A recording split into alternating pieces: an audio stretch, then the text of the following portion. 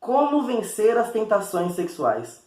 Sem dúvida alguma, essa é uma das áreas mais perigosas, se não a área mais perigosa que tem destruído a espiritualidade de muitos cristãos. Aliás, eu arrisco a dizer que nada, absolutamente nada, tem matado tanto cristão quanto a área das tentações, do pecado sexual. Então, por esse motivo, você precisa assistir esse vídeo até o final, tá certo? Porque neste vídeo eu vou te dar 4 dicas infalíveis, que se você observar cada uma delas, eu tenho certeza que você vai conseguir vencer nessa área, tá certo? Mas antes da gente ir para o vídeo, se inscreve no canal, já deixa o seu like e ativa o sininho de notificação para você ficar por dentro de todo o conteúdo e toda a novidade que sai aqui no canal, tá bom? Vamos para o vídeo?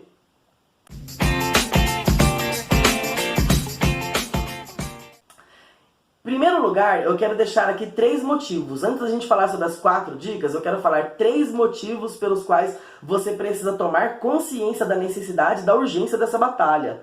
Tá certo? O primeiro motivo é sobre o instinto sexual. Você sabia que assim como você tem necessidade de comer, de beber, de dormir, você tem necessidades sexuais? Pois é, faz parte da sua natureza. Então, para você que está orando, Deus, tira de mim esse desejo sexual, tira de mim um apetite sexual. Querido, você está orando como se fosse para Deus tirar a sua fome ou tirar a sua sede, mudar a sua natureza humana. Isso não vai acontecer. O que você precisa fazer, em vez de orar para Deus te tirar esse desejo, é aprender a controlá-lo. E é possível controlá-lo, tá certo? E eu vou ensinar, nas dicas aqui você vai aprender, tá certo? O segundo motivo é porque nós vivemos numa sociedade erotizada. Você liga a TV, tem lá a cena de sexo explícito. Você vai assistir uma série na Netflix, sexo explícito. Você está navegando numa página da web, tem uma propaganda, sexo explícito. Você sai na rua, ouve uma música, a música está falando sobre sexo. As pessoas conversam nas rodas, nos bares, nas esquinas, nas rodas de bate-papo casual. O assunto, na maioria das vezes, ele vai girar em torno da sexualidade, do sexo, tá? Então, o sexo, ele está muito presente nessa sociedade, e não o sexo bíblico, mas é o sexo banalizado, o sexo ilícito. Então, você abriu a porta, ou você abriu os olhos, tá? Você acordou, abriu os olhos, você dá de cara com a sexualidade. Você vai acessar um site na internet, você olha para o WhatsApp, você olha para o Facebook, tá lá o apelo sexual diante dos seus olhos. Então você precisa aprender a lidar com isso, tá certo? E o terceiro motivo, esse eu quero até ler um versículo bíblico, ou 2 versículos bíblicos, que se encontram lá no livro de Tiago.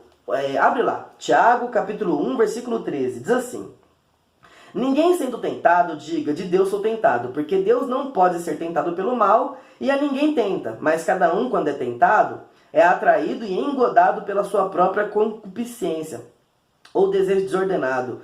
Depois, havendo a concupiscência concebido, dá à luz o pecado, e o pecado, sendo consumado, gera morte. Então, por que eu preciso tomar consciência da necessidade da urgência? Porque, cara, nada mata mais cristãos.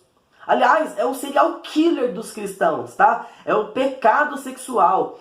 O pecado sexual destrói pastor. O pecado sexual destrói ministro, destrói evangelista, destrói qualquer tipo de cristão que não vigia, tá certo? Então, se você não tomar consciência da necessidade e da urgência dessa batalha, você vai cair, tá certo? Então, toma consciência, é importante. Você tem um instinto sexual, não vai ser liberto dele. Você vive numa sociedade erotizada, tá certo? Você tá enfrentando o pecado sexual em todos os momentos, está recebendo pressão externa do mundo a respeito disso, fora a pressão interna por causa do desejo sexual. E terceiro motivo, cara, isso aí pode matar você, tá certo? Então vamos lá para as 4 dicas. Primeira dica que eu quero deixar aqui para você é se sujeitar a Deus, tá? A Bíblia diz em Tiago, capítulo 4, versículo 7, sujeitai-vos, pois, a Deus, resisti ao diabo, e ele fugirá de vós. Às vezes você é um cristão que está querendo viver a vida de acordo com suas próprias vontades. Você quer controlar sua agenda de forma impecável, você quer Você quer ser o dono da sua vida. Não dá para você ser cristão e ser o dono da sua vida. Tá certo? Mateus capítulo 7, versículo 21, diz assim: nem todo aquele que me diz Senhor, Senhor, entrará no reino dos céus, mas somente aquele que faz a vontade do meu Pai que está nos céus. Então, olha, para você ir para o céu, não dá para fazer sua própria vontade. Para você ser salvo, você precisa fazer a vontade de Deus. Quem faz a própria vontade está condenado. Aliás, sempre quando eu prego sobre isso, eu costumo dizer assim, olha, o diabo ele não precisa de muita coisa para destruir você. E o diabo nem quer que você faça a vontade dele. Por quê? Porque a vontade do diabo é que você faça a sua própria vontade. Então, sem ter uma vida sujeita a Deus, você vai para o inferno. Você vai ser condenado com pecado sexual ou não. Você vai ser condenado. Ah, pastor, eu sou uma pessoa boa, pago minhas contas, não bebo, não fumo, não prostituo, não tenho problema na área sexual, não traio minha esposa, não faço fornicação, não tenho problema com pornografia. Querido, se você não está sujeito a Deus, à vontade de Deus, você está condenado. Mateus capítulo 16, versículo 24. Se alguém quiser vir após mim, negue-se a si mesmo, depois tome a sua cruz e siga-me, porquanto quem quiser achar a sua vida, perdê-la-á. E quem perder a sua vida por amor a mim, achá-la-á. Então, o cristianismo é renúncia e sujeição a Deus. Então, a primeira dica que eu dou para você é entregar a sua vida totalmente nas mãos de Deus. É estar sujeito à vontade de Deus. E a melhor forma de fazer isso é você começar a analisar a sua vida e ver na sua vida tudo aquilo que desagrada a Deus e abrir mão. Abrir mão. E assumir a agenda de Deus para a sua vida. A segunda dica que eu vou dar para você é aprender a reconhecer quais são os gatilhos mentais que são estímulos para despertar o seu desejo sexual, tá? O que é um gatilho mental? Um gatilho mental é um estímulo recebido pelo seu cérebro que te influencia na tomada de decisão, tá? É uma técnica muito usada no marketing, tá? No marketing de vendas persuasivas e tudo mais. E é uma técnica que dá muito resultado, ok? Depois você pesquisa aí sobre gatilhos mentais. E como isso funciona, então, na área de tentação sexual? Você percebe que sempre tem alguma coisa que desperta o seu desejo. Às vezes está adormecido, mas sempre tem alguma coisa que desperta o seu desejo. Você está lá navegando numa página da web, de repente aparece lá uma mulher de biquíni, ou uma propaganda, né, de moda e tudo mais, um homem, uma propaganda de academia, ou de um produto para emagrecer, não sei. Sempre tem uma janelinha, ou você está assistindo um filme, e naquele filme tem uma cena de sexo, tem uma cena de nudez. E na hora aquilo ativa a sua área de tentação sexual. Então você precisa aprender a diagnosticar quais são as áreas que despertam os seus gatilhos mentais para você poder evitá-los, tá? É um lugar que você frequenta? É uma pessoa que você conversa? É uma pessoa do seu hall de relacionamentos que você sente atração sexual por essa pessoa? Então você precisa... Aliás, às vezes não é nenhuma pessoa, é um tipo de pessoa. É loiro, é moreno, é negro, é cabelo liso, cabelo cacheado. Você tem as suas preferências. E essas suas preferências, de acordo com os seus desejos, são as formas pelos quais os gatilhos mentais irão vir. Então você precisa entender qual é a sua área de tentação, o que desperta o seu gatilho mental e evitar estímulos que te levem a despertar o seu interesse sexual, tá certo? Ilícito, ok? Ilícito. Então se você assistir uma série e essa série tem cenas de nudez corriqueiras, você para de assistir essa série. Ok? Se você gosta de um filme, está assistindo um filme, esse filme tem nudez, tem ali um tipo de personagem que desperta em você o seu desejo sexual desordenado, então não assista mais. É uma revista, é um outro site de informação, de esporte, não sei. Você precisa aprender a reconhecer quais são os gatilhos mentais que despertam o seu apetite sexual desordenado para você poder evitá-lo, tá certo? A terceira dica que eu vou dar para você é sobre a lei da amputação, tá? E para falar sobre a lei da amputação, pastor, o que é isso? Eu quero te convidar a abrir a Bíblia lá no livro de Mateus, no capítulo 5, no versículo 27. Mateus capítulo 5, versículo 27, que diz assim: ouviste o que foi dito aos antigos, não cometerás adultério. E aí Jesus fala no versículo 28, eu porém vos digo, qualquer que atentar para uma mulher e para a cobiçar, já em seu coração cometeu adultério com ela. Então olha lá, olhar e desejar já é a consumação do pecado, de acordo com os princípios de Jesus, tá? Então se você é casado, olhou para uma pessoa que não é o seu cônjuge, com intenções sexuais, já consumou o pecado. Você não é casado, você é solteiro, e você olhou para uma pessoa com intenções sexuais, cometeu o pecado da fornicação, tá? E aí o versículo 29 e o versículo 30 vão dizer assim: portanto, se o teu olho direito te fizer tropeçar, arranca-o e o lance para longe de ti, pois é melhor entrar no céu faltando um olho do que ter todo o corpo lançado no fogo do inferno. E se a tua mão direita te fizer tropeçar, arranca e joga fora. Joga para longe de ti, porque é melhor entrar no céu maneta do que todo o seu corpo ser lançado no fogo do inferno. Essa é a lei da amputação. Se tem alguma coisa que te faz tropeçar justamente na área sexual, porque é sobre isso que Jesus está falando. Se tem alguma coisa que te faz despertar o interesse sexual desordenado, você precisa amputar da sua vida. O que é que desperta em você, então? O que você pode amputar? Alguma coisa que te desperta esse apetite sexual desordenado? É um site que você frequenta? É um lugar, um ambiente que você frequenta? É uma pessoa que você conversa? É um relacionamento que você tem? Amputa. Amputa. Pastor, é o meu ambiente de trabalho, pastor. Eu sou tentado todos os dias no meu ambiente de trabalho. Nossa, é uma coisa muito agressiva, muito violenta. Eu não consigo me controlar. O que você prefere? Morrer espiritualmente? Ou pedir as contas? Ou pedir para o seu patrão mudar você de área? Sei lá, resolve isso. Eu sei que nada é mais importante do que a sua vida espiritual, tá certo? Talvez você não precise pedir as contas. Mas se for necessário você pedir as contas do seu emprego para você manter a sua saúde espiritual, Jesus falou, é melhor você ficar desempregado do que você queimar no fogo do inferno. Certo? Então a lei da amputação é uma lei dolorosa. Imagina você pegar uma faca e arrancar o seu olho, ou pegar um serrote, arrancar a sua mão direita. Querido, não é fácil, vai sangrar, vai doer, vai ser uma coisa de muita aflição. Então Jesus está falando assim, olha, mesmo que seja uma coisa muito difícil, arranca e joga fora. Então é uma série de TV? Para de assistir. É um filme? Para de assistir. Então, seja o que for que te conduz à área de tentação sexual, ampute, tá certo? Ampute.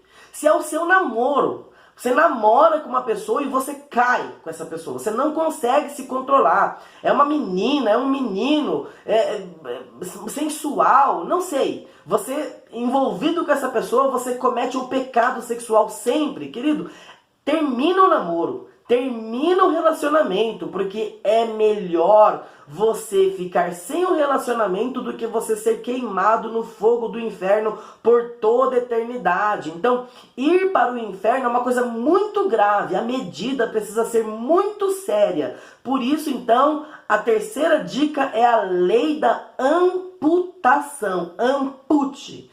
Jogue para longe da sua vida tudo aquilo que te conduza ao pecado, sobretudo na área da tentação sexual. Aliás, eu lembro do livro, do filme A Prova de Fogo, e o rapaz lá, o protagonista do filme A Prova de Fogo, ele tem problema com pornografia. Ele acessa o computador, e sempre que ele acessava o computador, ele ia lá e acessava algum site de pornografia e tudo mais, e aquilo conduzia à masturbação e tantas outras coisas. O que ele fez? Cara, ele amputou. Assiste esse filme depois, ou pega essa cena na internet. Cara, ele quebrou o computador. O que é melhor? Você quebrar o computador, certo? Que é um gatilho mental, ou você ir para o inferno por causa daquela situação. É melhor quebrar o computador. Então, é uma medida drástica. E quem está ensinando isso é Jesus Cristo, tá certo? E a quarta dica, tá? A quarta dica que eu quero dar para você é sobre o Job. Job. J-O-B. O que é o Job? Jejum, oração e Bíblia. Se você é um crente que não jejua, que não ora e que não lê Bíblia, querido, eu sinto muito, mas você vai morrer espiritualmente. Você não vai conseguir. Aliás, se você não lê Bíblia, não ora e não jejua, é muito provável que você já esteja morto ou esteja anêmico, doente, terminal, tá? Porque não ter fome de Deus, não ter sede de Deus, não ter vontade da prática de exercícios espirituais são sintomas de doença espiritual ou até morte espiritual, tá certo? Ou então você nunca nasceu de novo. Quem não nasceu de novo não quer ler a Bíblia. Quem não nasceu de novo não quer orar, não quer jejuar. Então um cristão dedicado e saudável e um cristão consciente da sua vida espiritual, ele jejua constantemente. Irmão, você tem tentação sexual? Como você lida com a tentação sexual? Você jejua? Você ora? Você lê a Bíblia? A Bíblia nos diz, lá no livro de 1 João, no capítulo 5, no versículo 4, que todo aquele que é nascido de Deus vence o pecado. E essa é a vitória que vence o mundo, a nossa fé. Então só dá para vencer o mundo através da nossa fé. Só que a Bíblia diz, em Romanos capítulo 10, versículo 17, que a fé vem pelo ouvir e o ouvir pela palavra. Então é a sua interação com a Bíblia, tá? O seu contato com a Bíblia que produz no seu coração a fé para que você possa vencer o mundo. Então se você não tem contato com a Bíblia, você vai ser destruído, tá certo? A outra coisa é a oração. Se você não vive uma vida de oração, você não tem uma mente vigilante, você não tem uma mente sóbria. A palavra nos diz lá em 1 Tessalonicenses no capítulo 5, eu não lembro exatamente o versículo, mas diz: orai sem cessar. Se você não ora sem cessar, e orar sem cessar, querido, não é você dobrar o joelho e ficar orando o dia inteiro, não. É você ter uma mentalidade de oração em todos os momentos. Você está trabalhando, está em oração, está pensando no Senhor Jesus, está pensando nas coisas do reino, está meditando na palavra que está impregnada na sua mente, porque você lê a Bíblia, e quanto mais você lê a Bíblia, mais você memoriza a Bíblia. E aí, então, você vai meditar nas Escrituras, mesmo sem ter as Escrituras nas mãos, e você vai orar as Escrituras, você vai orar a Deus em todos os momentos. Você está na fila do banco, Senhor, me ajuda, Senhor, eu estou aqui, cumpra a tua vontade na minha vida. Você está se relacionando com alguém, está pensando em oração, está orando sem cessar, tá certo? Então é necessário você orar sem cessar. E por último, e não menos importante, é o jejum, tá? O jejum é muito importante. Por quê? Muitas pessoas fazem jejum de forma errada. O cara faz um jejum para conseguir uma namorada, o cara faz um jejum para conseguir um emprego, o cara faz um jejum para conseguir comprar um carro. Cara, não tem nada a ver com o jejum bíblico, tá? O jejum bíblico, ele é sinal de humilhação, e sujeição e submissão a Deus e mortificação da carne.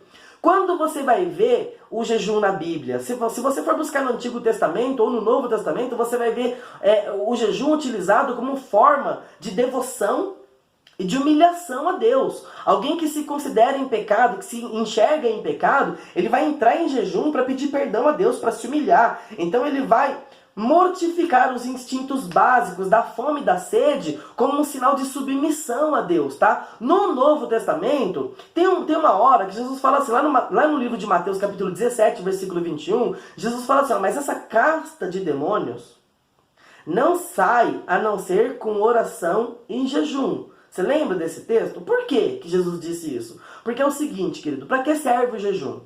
Olha, o jejum, em primeiro lugar, jejum não é jejum de Coca-Cola, de chocolate, tá? Não é disso, querido. Jejum é a abstinência total de alimentos ou de bebida, tá? Então, jejuar é você ficar um tempo sem beber água, ou sem comer, sem se alimentar. Por quê? Porque se você consegue dominar a fome e a sede, você consegue dominar qualquer desejo, tá certo? Então experimente a ser mais regular no jejum. Jejue constantemente. A igreja primitiva jejuou constantemente durante 300 anos, toda quarta e toda sexta-feira. Era a prática comum na vida do fariseu, do judeu, jejuar 2 vezes por semana. Então, o cristão que se preza, ele precisa jejuar 2 vezes por semana, pelo menos. E se você é solteiro, a carga de atuação do demônio sobre a sua vida, das tentações sexuais, é muito maior. Porque você não tem um refúgio, você não tem uma área de escape dentro do matrimônio. Como você é solteiro, aí que você precisa orar mais, jejuar mais e ler mais a Bíblia, tá? Então, se você puder jejuar 3, 4, 5, não sei, vê as suas condições. E jejue constantemente. Jejuar não é ficar 24 horas sem comer nada, ou 3 dias sem comer nada. Fica lá 6 horas, 7 horas, 8 horas, 4 horas, passa um período sem comer e sem beber e vai aumentando conforme você for pegando experiência, conforme você for se acostumando, tá? Tem gente que faz jejum de 3 dias aí passa mal e vai pro hospital, uma vergonha. Não faça isso, querido, tá bom? Saiba dos seus limites e das suas condições. Pastor, toma remédio, posso jejuar? Claro que pode jejuar. O remédio não é alimentação, tá? O jejum é pela fé. Se você toma um remédio, bebe água e toma um remédio, você não quebrou o jejum não, tá bom, querido? Não use isso como desculpa para alimentar a sua carne, fugindo do jejum, tá? Então, jejue. Se você é uma pessoa que costuma jejuar constantemente, você com certeza tem controle sobre a fome e sobre a sede. E se você tem controle sobre a fome, que é não comer, mesmo tendo a comida, e se você tem o controle sobre a sede, que é não beber, mesmo tendo água, querido, você consegue dizer não para qualquer coisa. Fica 3 dias sem comer, tá? Coloca lá uma mulher pelada, um homem pelado e um bife do lado. O que você vai escolher? São 3 dias sem tomar água. Coloca lá o estereótipo, né? A personalização da sua tentação e um copo d'água do lado. O que você vai escolher? Você não vai pensar em sexo, querido. Você não vai pensar em tentação sexual. Você quer comer. Você vai pensar no bife. Você vai ficar igual pica-pau quando tá com fome, que olha pro Leôncio ou qualquer outra pessoa e vê aquele bifão, sabe? Então é mais ou menos assim. Então, se você conseguir controlar a sua fome e a sua sede, então você vai vencer qualquer desejo. Gênesis 4:7. Contra ti será o teu desejo, mas sobre ele dominarás. Então fica aqui as 4 dicas, tá bom? Para você conseguir vencer o pecado. Deixa eu pegar a colinha aqui. O pecado sexual. As 4 dicas para você conseguir vencer as tentações sexuais. Primeiro, sujeitar a Deus. Segundo, reconhecer os gatilhos mentais que despertam o seu apetite sexual desordenado. Terceiro, lei da amputação. E quarto, Job, jejum, oração e Bíblia. Se você seguir esses 4 passos, com certeza você vai ser vitorioso nessa área, tá certo? Então fica a dica, querido. Guarda essa palavra no seu coração e começa a observar isso de uma forma muito íntegra, tá? Lide com essa batalha de forma muito íntegra. Não se desvie nem para a esquerda e nem para a direita. Batalhe, lutando em oração e em jejum para que o diabo não destrua a sua vida, não destrua o seu ministério, não destrua a sua família. Em nome de Jesus Cristo. Amém, queridos? Então é isso aí. Se você gostou desse vídeo, não deixa de se inscrever no canal, de deixar o seu like e recomendar. Compartilha. Compartilha no seu WhatsApp, compartilha no seu Facebook, compartilha aí com seus amigos, tá bom? Ajuda aí o canal Fé que Pensa a alcançar 1000 inscritos ainda este ano. É difícil, mas se você ajudar, a gente vai conseguir, viu? Deus abençoe, um grande abraço. Fique na paz.